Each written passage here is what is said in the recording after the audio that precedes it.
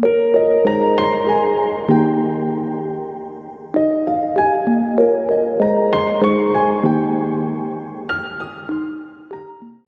assalamualaikum warahmatullahi wabarakatuh. Hadir kembali bersama Husin Ja'far bicara. Oh enggak. Biasanya Helmi Yahya bicara, tadi diundang dan alhamdulillah kayaknya ini akan menjadi tampilan visual terbaik di Jeda Nulis. Karena pinjaman studio dari Bang Helmi Yahya. Alhamdulillah. Dan serius sekali sampai diganti backgroundnya. Wow, Jeda Nulis. Bang Helmi apa kabar? Baik, baik. Sekarang nanya kabar enggak iseng-iseng, karena kalau tidak baik-baik saja sebaiknya isoman. Dan pertanyaan kalau dulu tuh basa-basi, sekarang benar. Bagaimana? Sehat? Sehat ya. Kalau nggak sehat gimana gitu. Bang Helmi, pertama aku ingin masuk dari bagaimana memandang agama seorang Helmi Yahya. Saya didik agama luar biasa ya. Keluarga saya, bapak saya adalah seorang ulama juga. Paman saya adalah seorang ulama juga, sekarang memiliki pesantren terbesar se-Sumatera Selatan namanya Ittifaqiyah. Ittifaqiyah. Jadi itu top 10 terbesar di Indonesia, di Sumsel terbesar. Bapak saya juga pendiri sebuah pesantren juga. Ya, jadi kami dididik, walaupun orang banyak tahu, wah kita nyanyi atau apa berkesenian ya. Tapi kakak saya nomor 1, 2, 3 itu sekolah agama semua. Bapak saya melakukan switching ke waktu Tantowi nomor 4, saya nomor 5. Sekolahnya sekolah umum, tapi didikan agamanya luar biasa. Bapak saya guru ngaji, tukang azan kalau mau berangkat haji itu, dia yang disuruh azan tuh sama ketua MUI itu. Suaranya bagus banget, Beb. Dulu kalau kita sholat gitu ya, dengan bapak gitu, setelah bapak nggak ada gitu, apalagi ke Jawa, saya susah menemukan orang yang baca ayat gitu seindah bapak saya. Ya, bapak saya. Dan mendirikan pesantren. Ya. Tapi Bang Helmi dan saudara gak ada yang nyantri. Kakak saya ada. Nyantri. Ya. Kalau Bang Helmi nggak nyantri. Kita dididik ke sekolah umum. Sekolah umum. Tapi ngaji ke. Oh ya, ngaji. Ayah. Wah itu gimana pengalaman ngaji ke ayah? Sadis, Beb, ngajarnya, Beb. Kalau salah gitu dipukul gitu, tak pakai kopiah gitu ya, sampai matanya hilang, sampai nangis, pokoknya Quran basah lah pokoknya. Wah, orang tua saya benar-benar mendidik kita sangat keras. Sangat keras dalam mendidik. Tapi kalau corak Islam yang diajarkan kira-kira seperti apa, Bang Helmi? Bapak saya adalah seorang yang sangat ya dia ketat lah, disiplinnya, otoriter ya. Jadi nggak boleh terlambat sholat, apalagi sholat subuh tuh. Wah, kita nggak bangun ditendang-tendangin.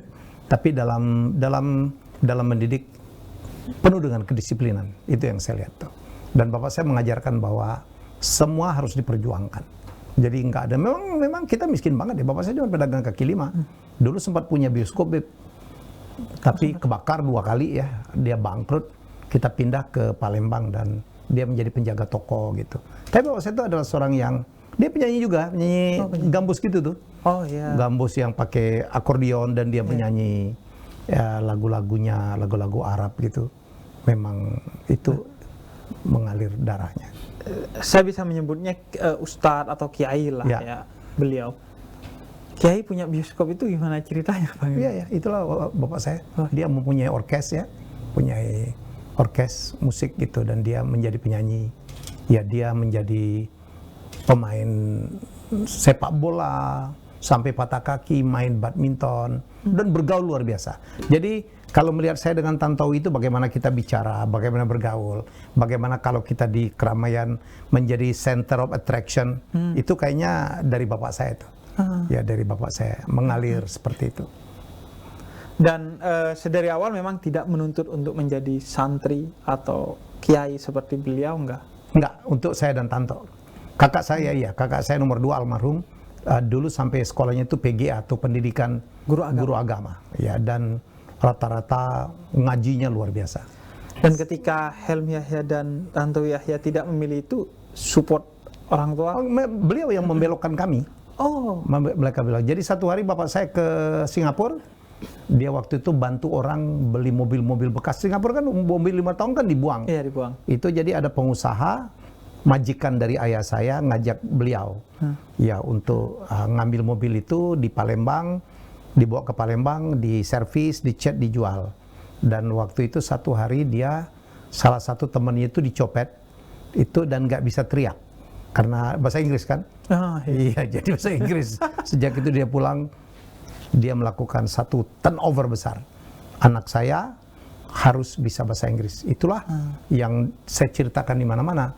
Saya SMP kelas 1 tuh dipaksa kursus, Beb.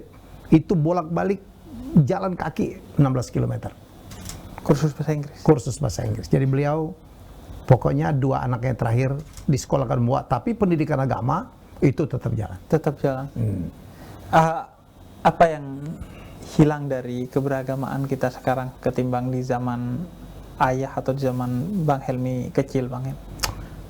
Dulu rasanya kita lebih damai ya, lebih gampang, lebih nerimo gitu, nggak cepat menyatakan ini salah, tidak cepat mengkafir-kafirkan orang. Rasanya dulu kita lebih apa ya, lebih toleransinya menurut saya dulu lebih besar daripada sekarang.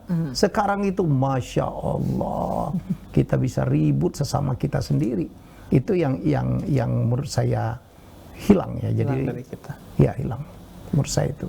Nah, Bang Helmi, sebenarnya aku ingin tahu beberapa tokoh-tokoh agama, entah itu di luar negeri ataupun di dalam negeri, yang menurut Bang Helmi sangat inspiratif, sangat keren, sangat memukau, karena kan biasanya kontennya Bang Helmi itu menyebutkan beberapa orang dalam berbagai latar belakang. Nah, nomor 1 pasti tadi sudah disebut, ayah sendiri. Pasti. Karena kita dari ceritanya aja sudah tahu bahwa pasti. Kalau selain itu Bang Helmi, yang kedua misalnya? Saya harus menyebut Buya Hamka. Buya Hamka. Ya, saya Buya Hamka. Ayah saya juga pemuja Buya Hamka. Dulu ayah saya langganan majalah Kiblat. Kiblat yang diasuh oleh beliau. Saya apalagi karya sastranya, terus bagaimana cara beliau kalau apa ya, ceramah sejuk banget. Saya kan betul tuh, masa kecil saya diisi dengan kalau menunggu beduk azan maghrib tanda berbuka itu mendengarkan ceramah dari Buya Hamka dengan suaranya yang sejuk. Apalagi saya baca profilnya, karya-karya sastranya, menurut saya dahsyat. Saya harus menyebut Buya Hamka. Buya Hamka. Ya. Dan Buya Hamka itu kan belakangan justru dianggap oleh sebagian orang sangat tegas dalam beragama karena pernah mengundurkan diri dari MUI. Ya, dia punya sikap. Itu yang menambah kekaguman saya. Dan dia tidak mau diatur. Tidak mau diatur oleh siapapun. Dan itu yang membuat semakin kagum. Di satu sisi beliau sangat lembut, tapi dalam beberapa hal yang sifatnya prinsip beliau tegas. Dan kebetulan saya magister tafsir Quran, itu penelitiannya tentang Buya Hamka. Salah satunya dari kitab tafsirnya beliau, Al-Azhar. Nah, jadi setuju tentang Buya Hamka. Yang kedua ada nama siapa? Ketiga berarti? Ketiga itu sebenarnya ada nama tapi tidak terdekat, tapi nama saya diambil dari nama beliau. Ayah saya pengagum Yunan Helmi Nasution. Ya, oleh karena itu nama saya Helmi itu dari situ, dari ulama besar Yunan Helmi Nasution. Lucu, saya pernah ngomong itu kemarin ada beberapa keturunan dari Yunan Helmi Nasution menyampaikan apa ya, dia senang banget karena saya ternyata pengagum kakeknya gitu. Ya, nomor 3 itu. Nomor 4 saya pikir Habibie ya, Pak Habibie. Kalau yang Yunan dulu, Yunan ya. Apa nilai utama kekaguman Bang Helmi? Ya karena nama saya diambil dari beliau ya. Oh ya, ya jadi tidak sekental pemahaman saya tentang seorang Buya Hamka. Kalau Buya Hamka lengkap, karena saya juga pengamat sastra, saya membaca semua karya-karya beliau. Pernah secara langsung hadir pengajiannya Buya Hamka? Enggak, saya tapi mendengar di radio waktu itu. Ya? Waduh, sejuk luar biasa. Karena kalau saya bahkan mendengar di radio dimanapun nggak pernah Buya Hamka. Nomor 4 berarti Habibie. Pak Habibie. Pak Baharudin Yusuf Habibie. Ikatan Cendekiawan Muslim Indonesia. Luar biasa. Bahwa Islam itu tidak harus, ya Islam kita tahu dari dulu kan Islam itu melahirkan pemikir-pemikir ya. Ya apalagi pemikir Persia, penemu Al-Jabar, penemu algoritma, penemu ilmu kedokteran, ilmu perbintangan, semua kan adalah tokoh-tokoh Islam gitu. Jadi siapa bilang orang Islam itu tidak pintar, terkebelakang. No, saya melihat itu.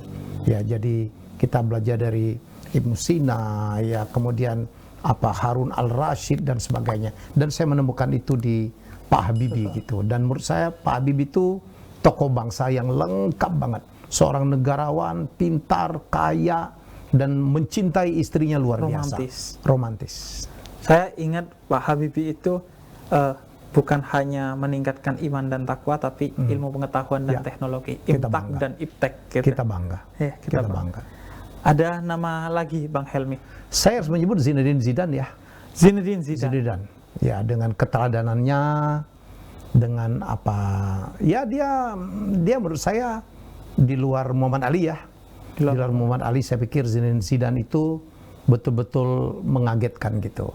Ya, seorang Muslim, taat, berprestasi, penuh keteladanan gitu. Jadi di lapangan pun juga sangat dihormatin, leadershipnya luar biasa gitu. Jadi menurut saya mengagungkan atau mengidolakan tokoh Zinedine Zidane. Makanya saya tahu banget di Indonesia banyak sekali orang menamain anaknya Zidane. Zidane, ya. Pasti pengagumnya Zinedine Zidane. Ayah saya juga pengagum Zidane. Jadi saya dibelikan baju bola pertama itu oleh ayah Zidane. Real Madrid. Di Juventus. Di Juventus. Luar Zidane. biasa. Luar biasa. Dan seorang yang sangat berprinsip. Ya, hingga harus menyundul Materazzi. Sangat prinsip. Walaupun akhirnya membuat Perancis tersingkir ya. Tersingkir. Ya. Tapi itulah arti kemenangan. Tidak selalu naik panggung. Ya. Tapi ketika kita mempertahankan. Padahal sebelumnya Zidane tidak pernah dapat kartu merah. Ya. Dia seorang pemain yang sangat elegan, rapi, cerdas, keren. Ya. Ya, pemain. Dan sangat religius.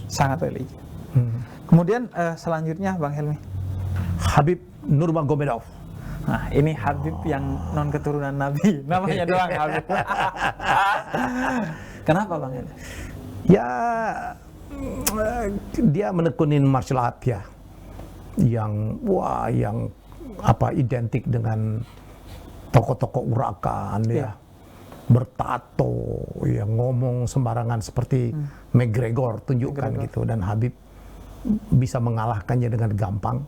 Dan saya tahu betul ada satu peristiwa yang mestinya tidak selainnya begitu, tapi Habib membela gitu, kepercayaannya dihina dan dia marah luar biasa gitu. Ya, jadi doakan aja saya, insya Allah di schedule akan bertemu beliau nih, Habib Nurmagomedov ya. Wow, ya. Wawancara, ingin mewawancarain. Dan akan tayang di Helmi ya, YouTube channel. Ya, tahu. Pokoknya saya ketemu aja udah senangnya luar biasa. Saya bilang aja kemarin, bagaimana Pak? Saya gitu, wah bagus banget gitu. Wah, saya senang banget. Saya pikir saya nggak perlu ada penterjemah ya. Gitu. Salah satu quote yang populer dari Habib itu bahwa non-muslim itu tidak bisa membaca Al-Quran, tidak membaca hadis, mereka hanya membaca akhlakmu. Jadi tunjukkan akhlak yang baik agar Islam menjadi baik di mata non-muslim. Memang orang yang spesial sekali. Tapi memang di luar prediksi, ada Buya Hamka tiba-tiba masuk ke Zinedine Zidane, tembus di Habib Nurmagomedov. Ada lagi Bang Helmi? Kalau cara dakwah, sebenarnya saya sangat senang ya, cara dakwah ya. Cara dakwah. Itu saya sangat senang dengan Agim sebenarnya. Sejuk gitu ya, punya gaya sendiri, ada humornya. Sebagai komunikasi, saya pikir komunikasinya bagus banget. Iya, manajemen kolbu, manajemen hati. Ya. Itu saya rasa sangat penting. Mendasar dalam Islam. Tapi saya curiga tadi akan menyebutkan almarhum Zainuddin MZ. Karena popularitasnya dan komunikasinya memang sangat bagus. Dahsyat. Iya. Dahsyat. Ada nama lain yang mau disebut Bang Helmi? Sebenarnya saya satu lagi ya. Tapi agak kontroversi gitu. Karena saya penggemarnya Manchester United gitu. Ada seorang pemain muslim juga yang saya sangat kagumi, tapi saya nggak suka karena dia mau pindah. Paul Pogba. Yang tiap kali dia ngegolin begini, dan setiap tahun dia umroh ya. Ya menurut saya luar biasa gitu. Luar biasa. Karena dari beberapa nama, 3 olahragawan semua Bang ya. Karena memang suka. Ya, karena mereka idola ya. Idola, saya pikir itulah dakwah ya. Itulah dakwah. Jadi tidak harus dengan menyampaikan ayat. Ya, jadi memberikan keteladanan. Kalau Islam itu tidak harus kalah gitu, menurut saya itu dahsyat. Itu dah. Ya, ada tadi juga sempat disebut nama Muhammad Ali. Ya, Namanya tidak mau diletakkan di lantai betul. karena betul. ada unsur Muhammad dan Ali. Muhammad Ali, ya. Satu-satunya nama yang ada di dinding berarti itu. Ya, ya, Muhammad Ali sih another legend ya, another legend, dan itu luar biasa. Dia salah satu orang yang membuat Islam itu demikian akhirnya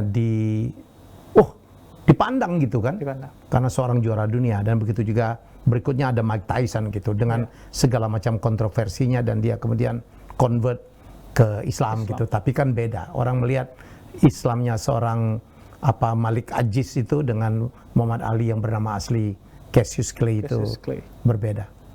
Sangat elegan. Ya, Sebagaimana ketika bertanding champion. juga sangat elegan. Beda dengan Tyson, ya. pembunuh kalau dia. Ya, ini elegan ya. Elegan. Sting like a Dan bee. memberikan hiburan ya Pak. Memberikan hiburan. Ya, karena dia tahu betul orang bayar mahal-mahal untuk dihibur. Untuk itu. Kalau Tyson Ya.